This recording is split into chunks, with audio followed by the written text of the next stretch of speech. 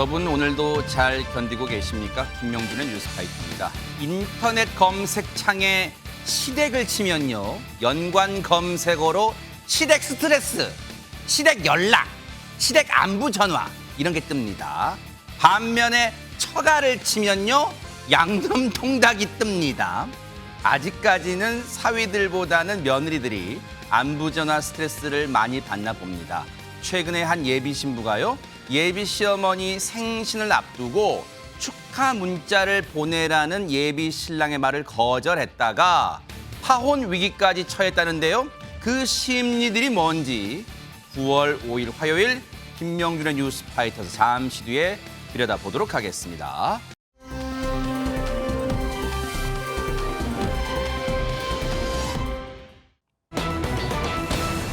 정말 사고는요. 예고 없이 찾아오는 것 같습니다. 이담 아나운서. 네, 경북 청도에서 정말 또 아찔한 사고가 있었습니다. 아이고. 영상으로 바로 보시겠습니다. 네.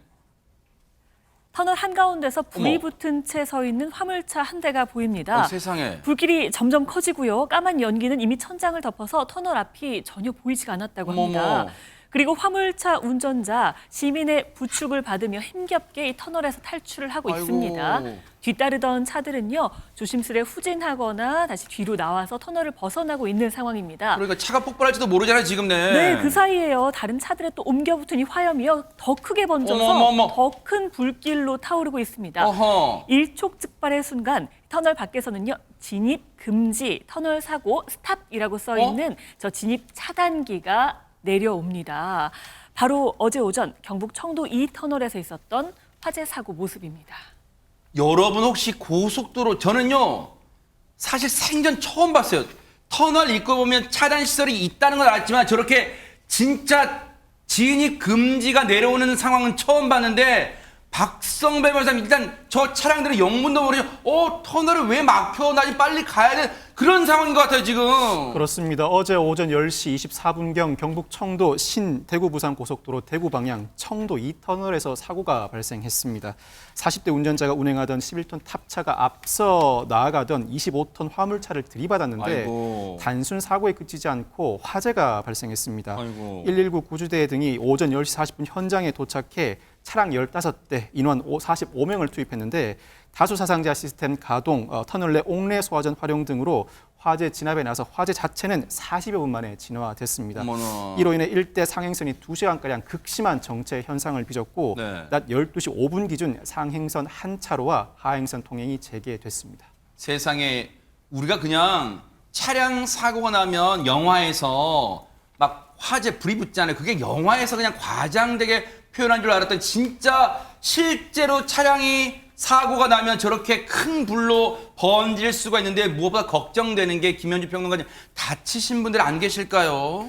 일단 저 화물차 등을 운전하시던 분이 두 분이 부상을 입었습니다. 아이고. 아까 그 11톤 탑자 있잖아요. 네네. 그 운전자는 다리가 좀 골절이 되셨고 아. 25톤 화물차 운전자는 가슴 통증을 호소했다고 합니다. 아이고. 이외에도 터널 안에 있던 차량 운전자 9분이 연기를 흡입해서 병원으로 이송이 돼서 치료를 받았다고 합니다. 세상에 장소가 터널이잖아요. 그러면 다른 곳보다 탁 트인 곳보다 공기 유입이 원활치 않고 무엇보다 저 화재가 나면 여러분 화면 보셨지만 매캐한 유독가스가 제일 무섭잖아요. 허주연 변호사님, 더 큰 인명피해가 날 수도 있었을 텐데 이걸 막았던 방법이 있었을까요 혹시? 바로 말씀해 주셨던 이 차량 진입 차단 시설, 이 차량 진입 차단을 적절하게 통제를 했기 때문에 더 큰 피해를 다행히 막을 수 있었던 그런 사건이었는데요. 그래요?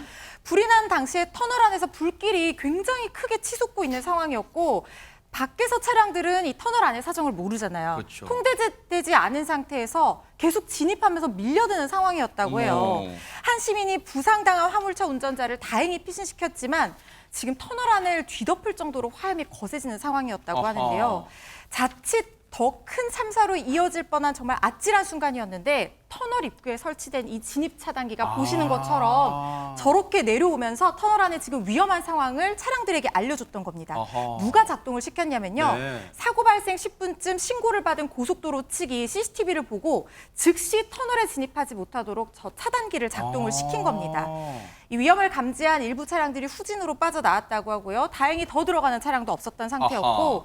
버스가 있었는데 그 안에서 한 여성 승객이 여기서 내려서 나가자 이렇게 얘기를 했다는 거예요. 아하. 그래서 버스 승객 20명이 차량에서 내린 뒤에 600m 정도를 걸어서 탈출을 할 수 있었다고 합니다. 왜냐면 순간 판단을 빨리 해야 되잖아요. 덜컥 겁이 날 수도 있지만 침착하게 빠른 이 걸음으로 탈출할 수 있었습니다. 그분들 승객은요. 그런데 정말로 빠른 대응, 고속도로 측에서도 빠른 대응을 했잖아요. 진입 차단 금지 시설을 내렸어요.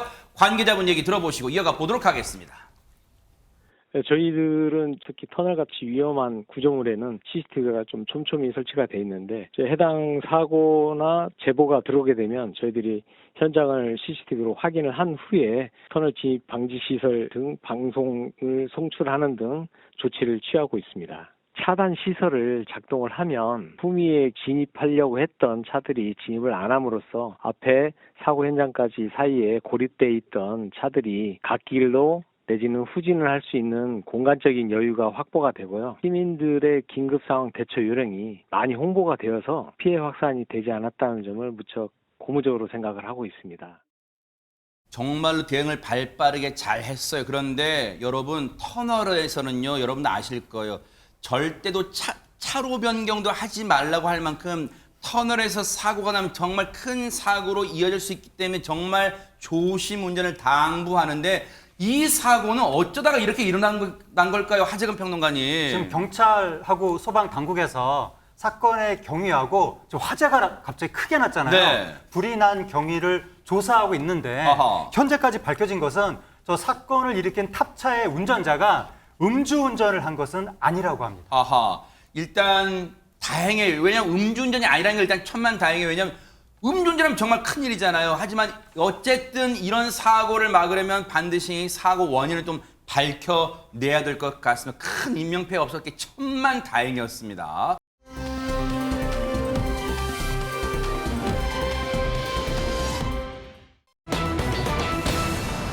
자, 신사의 품격 예전에 뭐 영화나 드라마 제목 같기도 한데 아니 뭘 보고 이담아나서 신사의 품격이라고 말하는 거예요? 좀 사건이 있습니다. 어허. 제가 설명을 해드릴 텐데요. 네. 저도 이런 사건을 겪게 되면 어떨까 생각만 해도 아찔하고 상상조차 하기 싫은 일입니다. 어허. 자, 한 40대 여성이요. 일을 다 마치고 귀가하던 길에 아파트 주차장에서 주차를 하고 있었습니다.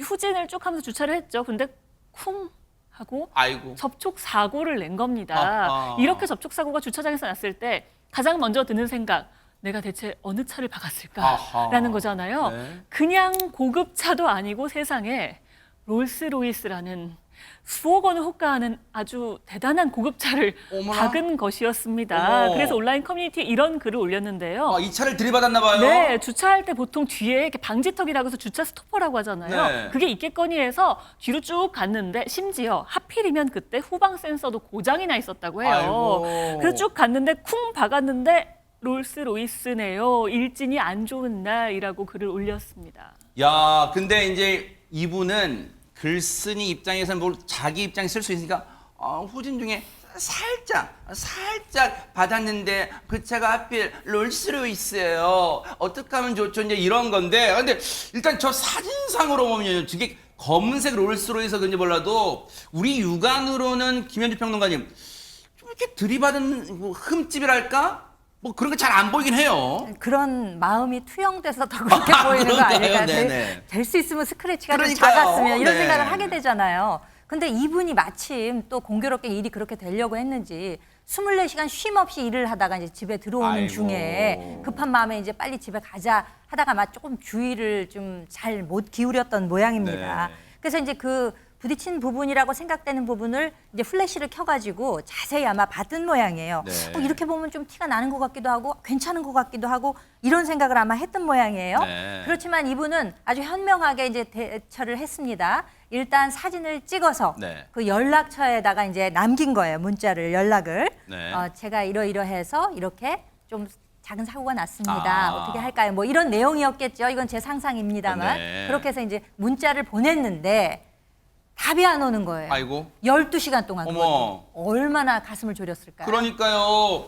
이거 이제 본인 딴에는 먼저 왜냐하면 요즘 이제 나쁜 마음 먹으면 다 그 해당 차량에 블랙박스가 있기 때문에 그냥 현장 떠나면 다 혹시 더 큰 화로 번지니까 저 이렇게 해서 선생님 차를 약간 제가 들이받았는데 연락 주시면 제가 처리하겠습니다라고 보냈는데 12시간 동안 답이 없다면 그 12시간이 이다 많아서 12일, 12주, 12년의 느낌이었겠어요. 정말 타들어갔겠죠. 네. 속이요. 상상만 해도 정말 타들어가는데요. 이 보니까 자정쯤에 문자를 보낸 건가 봐요. 자정쯤에 이제 사고가 난 거예요. 일 마치시고 들어왔군요, 그때. 네, 그래서 오전에는 뭐 바쁜 일이 있었는지 차주가 이제 12시간 후에 답장이 왔는데 네. 답장이 이렇게 왔습니다. 뭐라고요? 매장에서 보니까 살짝 까진 정도인데 네. 괜찮은 것 같습니다. 라고 어머. 온 겁니다. 어머. 얼마나 이 말이 반가웠을까요? 그래서 네. 사고를 낸 이 여성이 걱정 많이 했었는데 진심으로 감사드립니다 했는데 네. 이 차주, 네 다행입니다. 도리어 이 차주가 감사합니다. 라고 보낸 겁니다. 아니, 나 진짜 이거 믿을 수가 없어요. 저 문자 저 믿을 수가 없어요. 저 문자 내용에 우리 그냥 좋게 한 큰 거 석장으로 해결하고 이 정도가 나와야 되는 게 아니는데 오히려 피해를 당한 차주 입장에서 네 다행입니다. 감사합니다. 아니 허준 변호사님 도저히 보고도 믿기지가 않는데 진짜 저분은 뭐 하늘에서 내려온 천사분이에요. 그러니까요. 보통은 범퍼 교체한다 막 이런 분들 계시거든요. 네. 그런데요. 더 놀라운 반전이 있습니다. 뭔데요 또? 이 글쓴이가 해당 차주와 나눈 문자 메시지에 네. 이 천사의 정체가 있는데요. 어머. 문자 메시지를 한번 보시면 뭐라고 저장이 돼 있냐면요. 네. 배우 김민종님 이렇게 저장이 돼 있잖아요. 어머? 해당 수입차의 차주가 바로 이분이었던 겁니다. 영상으로 바로 만나보고 오시겠습니다. 어머.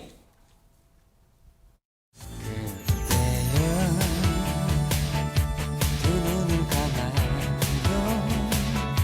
눈을 뜨지 않아도 마음으로 볼 수가 있어 언제나 그대 숨겨 느낄 수 있도록 내 곁에 있어요 지금 이대로 처음 만난 순간부터 나의 마지막 그날까지 그대만이 나의 마음속에 언제까지나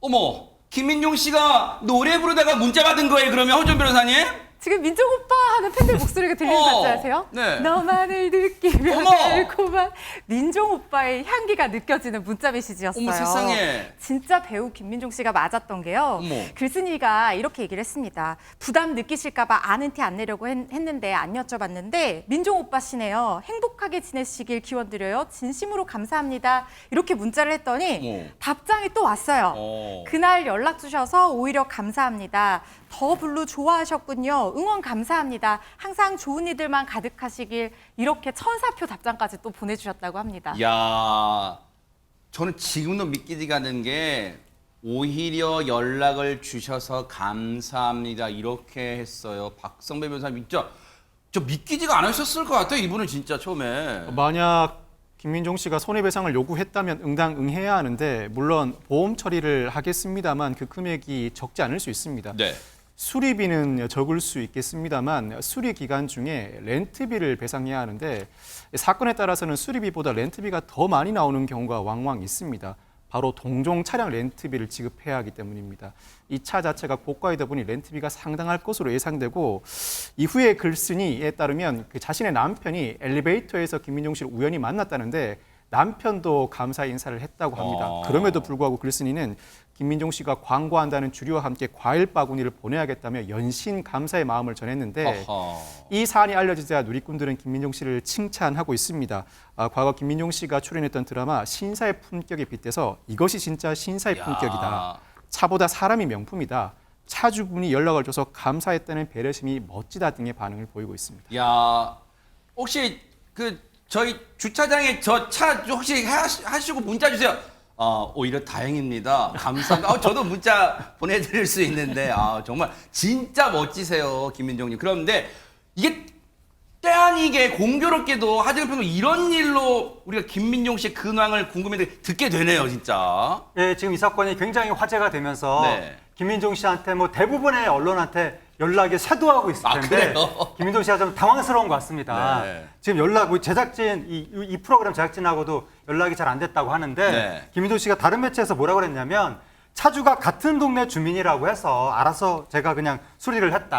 아. 별일 없이 마무리했는데 이게 이렇게 화제가 돼서 당황스럽다. 뭐 딱히 소감이라고 할 것도 없다. 네. 그렇게 얘기를 했는데 네. 김민종 씨가 지금 51세, 51살이 됐거든요. 그래요? 그런데 아직까지도 뭐 결혼을 안 했다라고 해서 어허. 요즘에 명절 여부와 상관없이 1년 사시사철 결혼 압박이 들어온다고 합니다. 근데 나는 그냥 혼자 살겠다. 그런 말을 하기도 했는데 네. 김민종 씨가 인간 방부제로 유명하죠. 어머. 방부제 미모, 방부제 목소리 아하. 다 유명한데 지금 제작진이 김민종 씨의 노래를 준비했다고 하니까 네, 노래를 듣고 들어오겠습니다. 네. 한번 뭐 듣겠습니다. 네. 느끼며 달콤한 내 사랑을 전할 거야 그냥 이대로 영원히 내 품에 안겨 내 사랑 말려두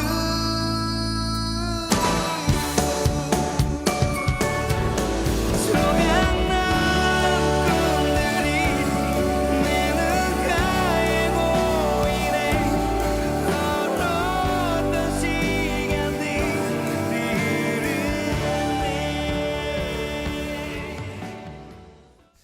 아, 김민종 씨 덕분에 90년대 감성 다시 한번 느꼈고요. 정말로 이웃에게 이런 따스한 감성을 전해주셔서 신사의 품격이라는 말 딱 어울렸던 것 같고요. 앞으로는 또 브라운관이나 스크린 통해서 팬분들과 만날 수 있는 기회 가지시길 또 기원해 보도록 하겠습니다. 멋지십니다.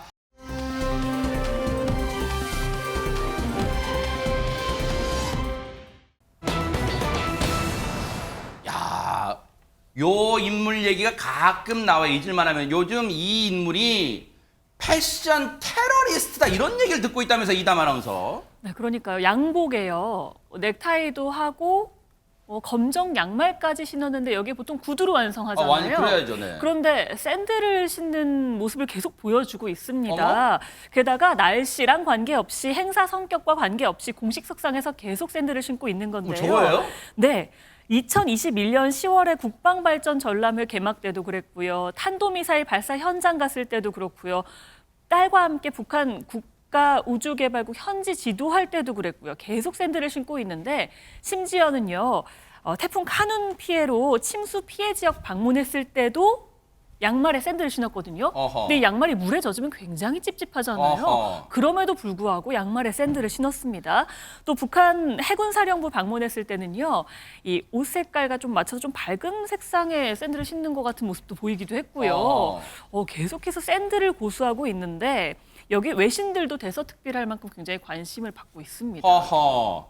아니 박성배 변호사님, 김정은이 요즘 월급 못 받아요? 왜 저 샌들만 신고 있어요? 날이 추워도. 김정은 위원장은 2달 전에 쇼이구 러시아 국방장관과의 외교 일정 때는 일반적인 구두를 신기도 했습니다만 웬만한 행사 때는 모두 이 샌들을 소화하고 있습니다. 이를 두고 여러 가지 해석이 나오고 있는데 어허. 무좀 아니냐, 다리 부종이 있는 것 아니냐, 발바닥이 부어서 바람이 잘 통하는 샌들을 신는 것 아니냐, 단순히 진짜 개인 샌들이에요, 진짜. 어머. 선호다라는 주장도 나오고 있는데 또 한편으로는 북한의 신발 생산 공장에서 새롭게 생산한 샌들을 즐겨서 신는 것이다라는 여러 가지 해석이 나오고 있습니다. 야, 근데 썰은 이른바 시체말로 썰은 여러 가지가 나오는데 실체에 좀 접근하고 싶잖아요. 허준 변호사님, 진짜로 샌들을 비가 오나 해가 쨍쨍하나 날이 구주나 눈이 오나 추우나 더우나 샌들만 신는 이유가 궁금해요.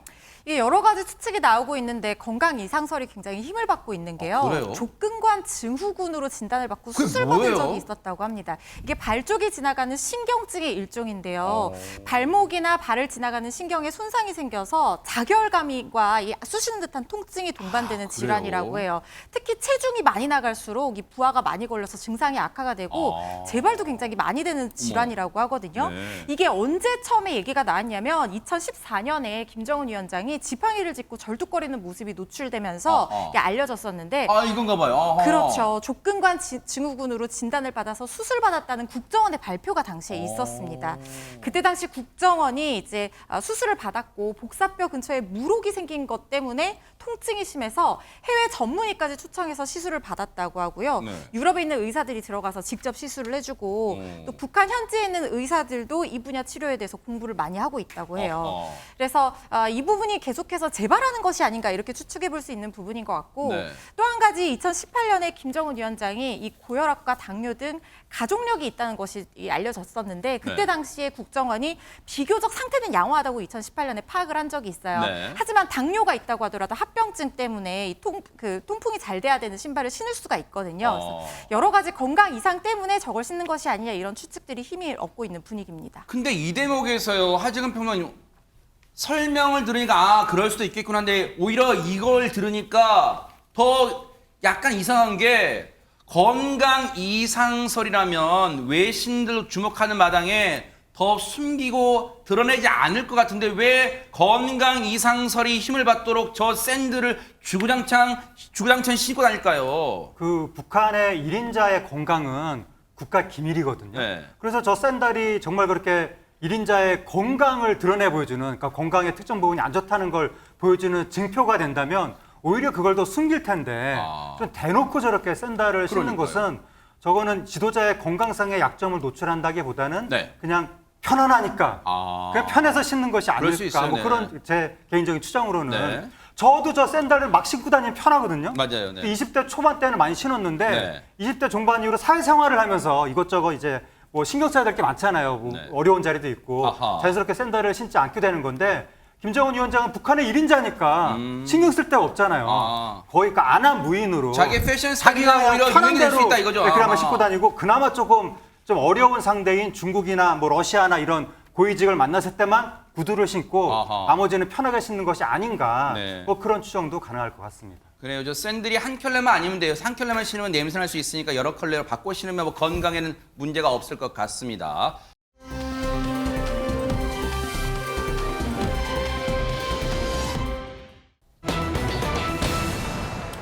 정말 지금도 이 인간 이름 들으면요. 피가 거꾸로 솟을 지경이에요. 김현주 평론가 누구 얘기입니까 지금? 이른바 가평 계곡 살인의 범인으로 지목되고 있는 이은혜 관련 아유, 얘기가 요즘에 네. 많이 나오고 있습니다. 네. 남편 보험금 8억 소송이 오늘 이제 선고일자인데요. 어허. 우선 이 이은혜가 저지른 천인공노할 범죄의 내용 뭐 떠올리고 싶지는 않습니다만 그렇죠. 네. 정리하는 차원에서 일단 말씀을 드리면은요. 네. 이은혜는 내연남인 조연수와 함께 지난 2019년 6월 30일에 경기 가평군 용소 계곡에서 남편이 수영을 못했어요. 물을 평상시에 굉장히 무서워했는데 네. 다이빙을 강요를 합니다. 그래서 물에 빠지게 되거든요. 그래서 이제 살려달라고 했겠죠. 그랬는데 그 구조 요청을 묵살을 해서 목숨을 잃게 만들었습니다. 네. 그래서 살해 혐의로 기소가 됐는데요. 그런데 이 두 사람 이와 같은 살해 시도가 이때가 처음이 아니었습니다. 같은 해 2월에 강원 양양군 펜션에서 남편에게 보고 독이 섞여 있는 피 같은 거 이렇게 섞여가지고 음식을 먹여서 세상에. 살해하려고 했었고요. 또 같은 6월에도 경기도 계곡에서 살인을 시도를 했는데 그 네. 이전 5월에는 한 달 전이죠. 경기도 낚시터에서 역시 살인은 미수에 그쳤습니다. 물에 네. 빠뜨려서 살해 시도를 아유, 한 적이 세상에. 있었습니다. 이 두 사람 이은혜, 조연수 1, 2심에서 각각 무기징역, 징역 30년형을 선고를 받았는데 네. 불복을 했습니다. 그래서 지금 어허. 상고심이 진행 중에 있고요. 대법원의 최종심만 그 판단만을 남겨놓고 있는 상태입니다. 정말로 피가 거꾸로 솟을 지경. 지금 얘기만 들어봐도요. 사람을 어떻게 세 차례나 죽음에 빠뜨리려 합니까? 앞선 두 차례는 실패하고 세 번째 저렇게 죽음에 이르겠는데요. 정말 그때 당시 지난해 4월입니다. 구속 전 피의자 신문에 인천지방법원에 두 사람, 저 천인공날 두 사람도 아니에요. 저 두 인간도 아니에요. 저 짐승건도 못한 저 인간들이 모습을 드러냈는데 그때 모습 보시고 이어가 보도록 하겠습니다. 감사합니다. 여자 말씀. 계획적 살인 인정하십니까? 고인과 유가족들에게 미안하지 않으세요?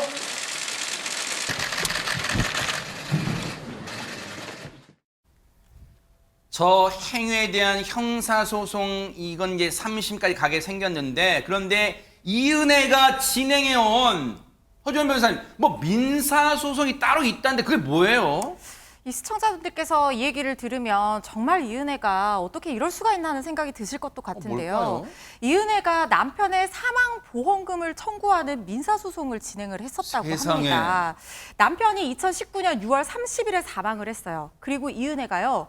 불과 몇 달 뒤인 2019년 11월 11일에 남편의 사망진단서를 첨부해서 우편으로 보험사에게 보험금을 지급해달라고 8억을 이 생명보험금을 청구를 세상에. 했습니다.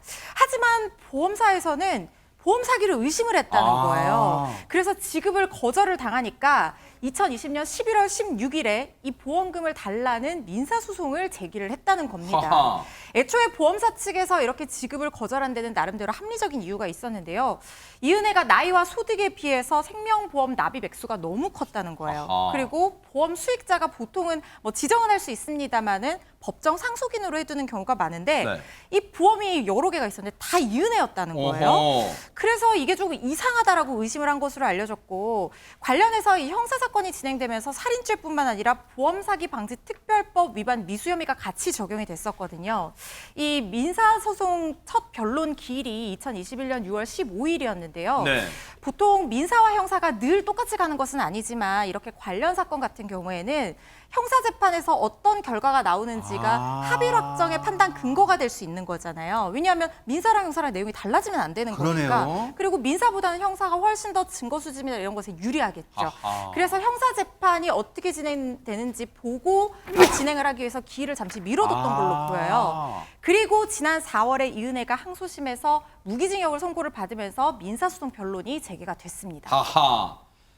그래서 오랜 시간이 지난 이 민사소송 남편 사망보험금 8억 줘요 좀. 이거에 대한 결과는 뭐였을까요? 박성배 변호사님. 이은혜가 보험회사를 상대로 보험금 지급을 구하는 소에 대해서 오늘 재판부는 그 청구를 기각했습니다. 이에 따라서 이은혜는 생명보험금 8억 원을 못 받게 됐는데 재판부는 원고의 청구를 기각한다. 소송 비용은 원고가 부담한다라고 선고하면서 판결 이유를 따로 설명하지 않았습니다. 원래 민사사건에서는 선고 시에 주문, 즉 결론만 언급하고 판결 이유를 따로 설명하지 않습니다. 판결 이유는 나중에 판결문을 송달받아 확인할 수 있습니다. 아, 민사소송에서 재판부가 판결 이유를 따로 밝히지 않은 것은 이제 관례라는 거예요. 뭐 특별한 이유가 있는 건 아니지만 혹시 박성배 변호사님 이제 법률가시니까 재판부가 이 관례대로 판결문의 이유를 밝히진 않았지만 이유를 좀 추정해 본다면 뭘까요?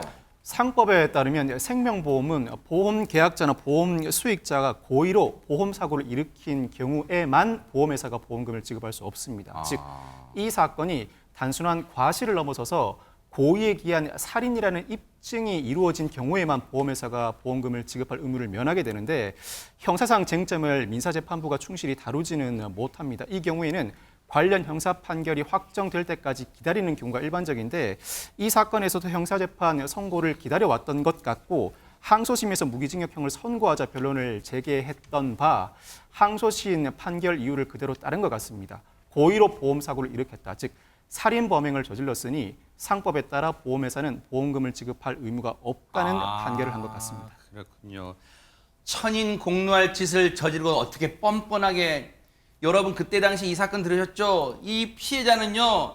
이은혜를 부양하려고 직장 다니면서 자기는 정말 라면 하나 제대로 못 먹고 이 구멍난 신발 신고 다니면서도 이은혜를 위해 살았는데 이런 짓을 저질러요? 앞으로 천인 공노할 짓 그 어떤 결과가 나올지 뉴스파이가 눈 부릅뜨고 또 따라붙어 보도록 하겠습니다.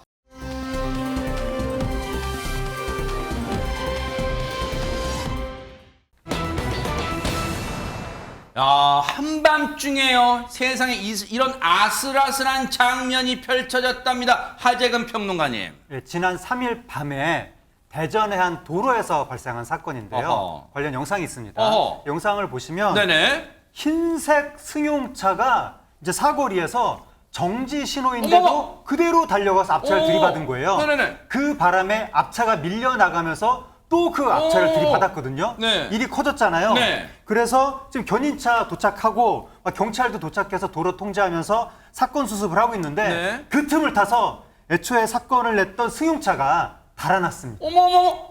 아니, 버젓이 지금 순찰차가 현장에 지금 여러 대 도착해서 지금 사고를 수습하고 있는데 어떻게 코앞에서 도망갈 수 있었을까요? 얘기 들어보시고 이어가 보도록 하겠습니다.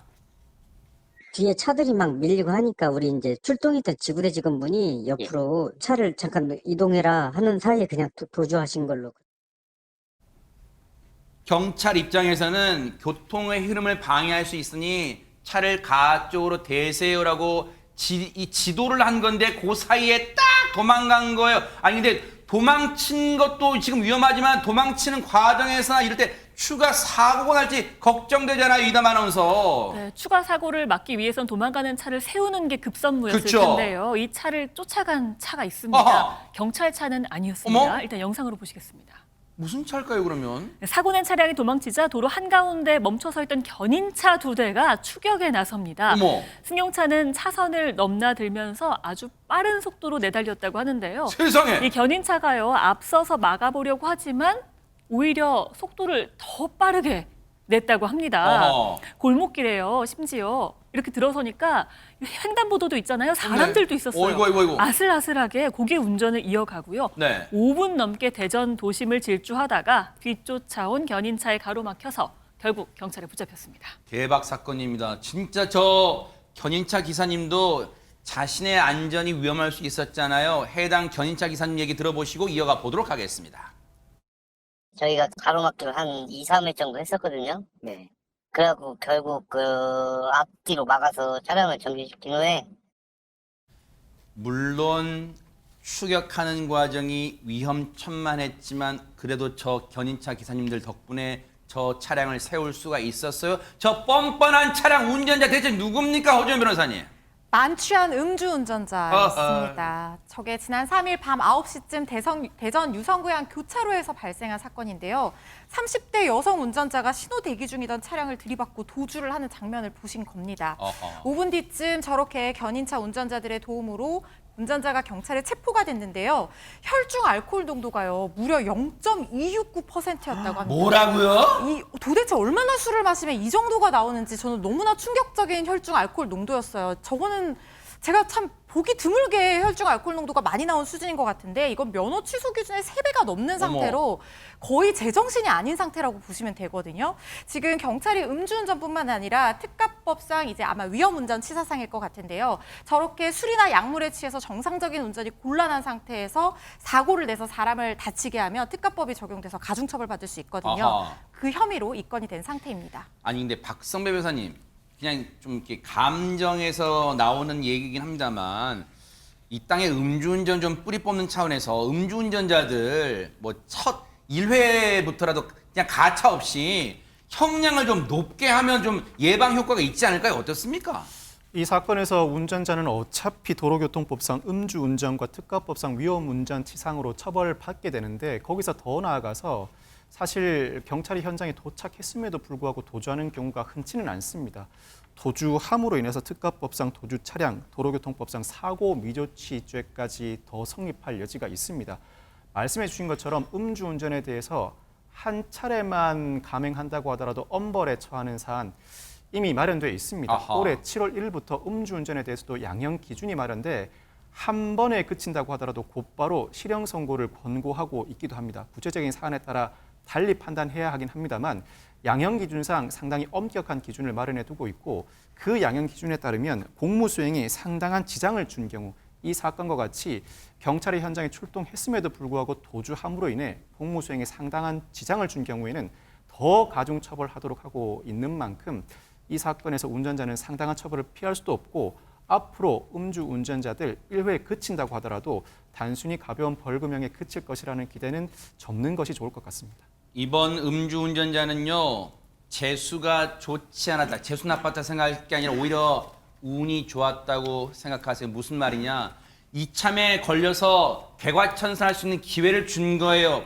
음주운전은요, 자칫 살인행위가 될 수 있어요. 자신의 가족도 음주운전 희생이 된다고 생각하면 얼마나 오싹합니까? 약속이 있을 땐 반드시 차를 두고 대중교통 이용하시기 바랍니다. 이 땅에 음주운전 사라질 때까지 뉴스파이터 눈 부릅뜨고 달려보도록 하겠습니다.